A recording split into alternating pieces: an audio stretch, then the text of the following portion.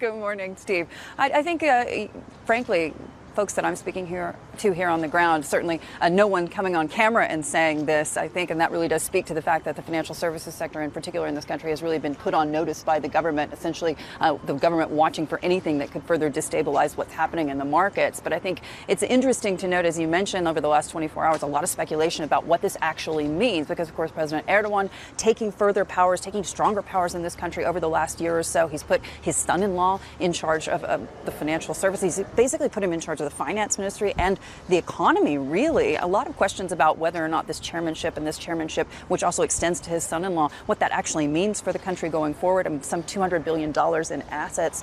We also know, of course, that Turkish Airlines comes under this umbrella as well. So a lot of questions about what that really means. This is a government, of course, that's been in power since 2003 and certainly has been taking further and further powers. And, of course, we have to remember that the folks who were really largely credited with those 10 years of economic growth here in Turkey are no longer a part of this government. Of course, I'm referencing the former finance minister, former deputy prime minister, Mehmet Şimşek, and I'm also referencing the former head of the economy, which was Vali Babacan. So those folks are no longer part of this administration. And a lot of questions, of course, not just from people here on the ground, but certainly international investors about what that really means for this country going forward. Now, of course, we are talking about a rate hike potentially today. We are talking about a massive range, anywhere from 0 to 725 basis points. Folks that I've spoken to this morning essentially telling me we're expecting somewhere in the middle between 300 and 350.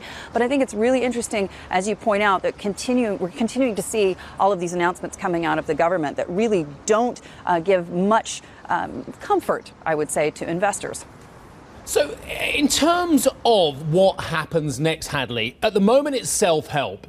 But of course, the word or the acronym IMF has been mentioned in relation to Turkey and in relation to Argentina as well. And whilst Mr. Macri is like, yes, we will be obedient so that we can get that IMF money as well, I don't think President Erdogan wants to work with the IMF as well. So he's got his own prescription for getting out of this crisis.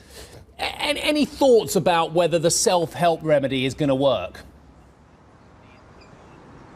It's interesting, that you're mentioning that, because remember a couple of years ago we were talking so often about the EU ascension, Turkey's EU ascension, and what that would actually mean. There was, for a long time there, the Europeans were really pushing back on that. They were making it, according at least to the Turks, that they were making it really, really hard for them to move forward in that process. Then, of course, we had the financial crisis. At that time, at least initially, Turkey was looking pretty sweet. The Europeans, particularly the Germans, coming out again and again, basically saying we need to bring them into the fold here to help all of us out.